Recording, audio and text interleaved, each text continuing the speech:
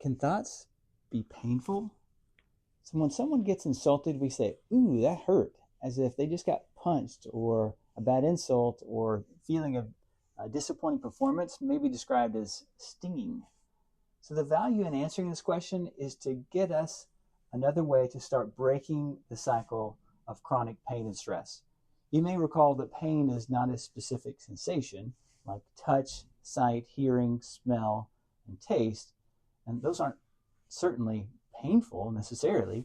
Even temperature with heat and cold are not always painful. These are what we call exteroception, like exterior. And interoception is a perception of sensation whose stimulus does not come from outside the body, but something like a tight muscle or gurgly stomach or headache. These may or may not reach the level of pain. These sensations arising from within the body make up interoception, like interior. When we think of pain sources, they certainly can be from outside or inside the body. We tend to appreciate those from the outside more because those are easier to address. Like pull out the sticker, put on a Band-Aid, don't touch the hot stove, don't stub your toe. But those from inside are just as viable, even though it may take more training or experience to localize and solve those. So don't eat foods with lactose that cause stomach ache. Clean out the muscle toxins if they're referring pain or tingling down your leg, and get a spinal chiropractic adjustment if your back or neck aches or if you have other nerve interference. Now, we didn't answer if thoughts can be painful yet, but we can see how sensations from inside certainly can hurt and be helpful when we know what to do with them. So next is a question to ask is a thought or an emotion even a sensation, or is it just something separate? And can they actually hurt or cause pain? I'd say the details of that don't really matter.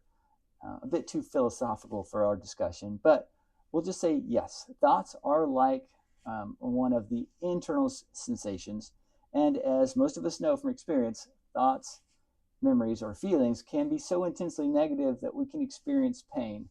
But I'll give you one example of how it caused what seemed to be an almost instant reactivation of what seemed to be an entirely separate physical pain.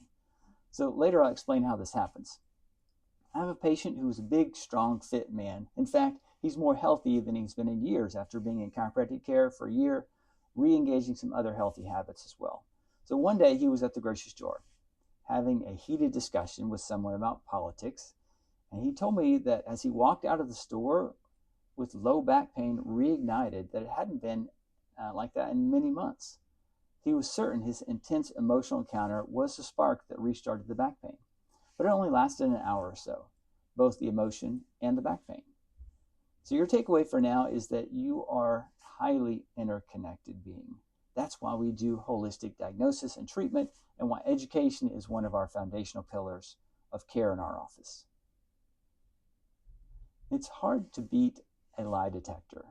That's because with an emotion, there's a corresponding physiological reaction. I haven't really thought much about being a lie detector or beating a lie detector. So the truth is, telling the truth is just a lot easier. So how do thoughts or emotions cause body reactions? And for our purposes, physical pain. First, to be clear, you can have a thought like, I'm going to just pick up this pencil, without an emotion. Emotions like anger, fear, sadness, disgust, or enjoyment. But can you have an emotion without a change in your physiology that will then be perceived or felt or picked up by a lie detector? Typically, no. The emotion has an immediate corresponding chemical and physiological reaction. The more intense the emotion, the stronger the body reaction. This is all about pathways in the brain. For many realities that cause strong emotion, you'll need physiology changes, like more blood flow away from some organs and to muscles, for example. Pain is also a helpful body reaction that provides a motivation to stay away from harm or draw attention to an area of your body that needs to be addressed. In much the same way, increased blood flow is helpful for a muscle that needs to be keep up with increased demand. They're both an appropriate reaction at times, but can be quite harmful when either pain or blood flow doesn't shut off when the need goes away. So emotion drives physiology, but it goes the other way too. Your physiology can activate your emotion. Someone shared an example with me just a few days ago. She said, twice yesterday I was feeling angry, but then I realized I had absolutely nothing to be angry about. Then she noticed that her body was feeling pretty miserable for no apparent reason. She recalled that the body feeling actually started first.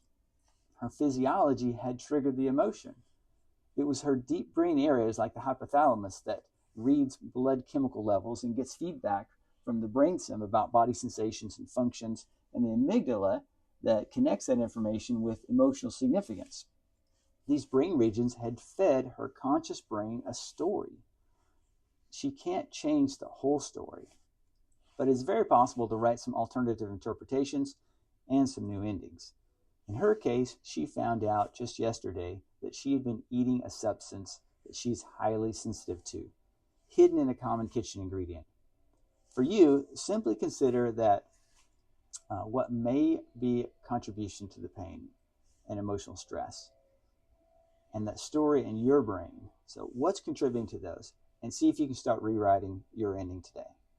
Have a wonderful day, and may God bless you.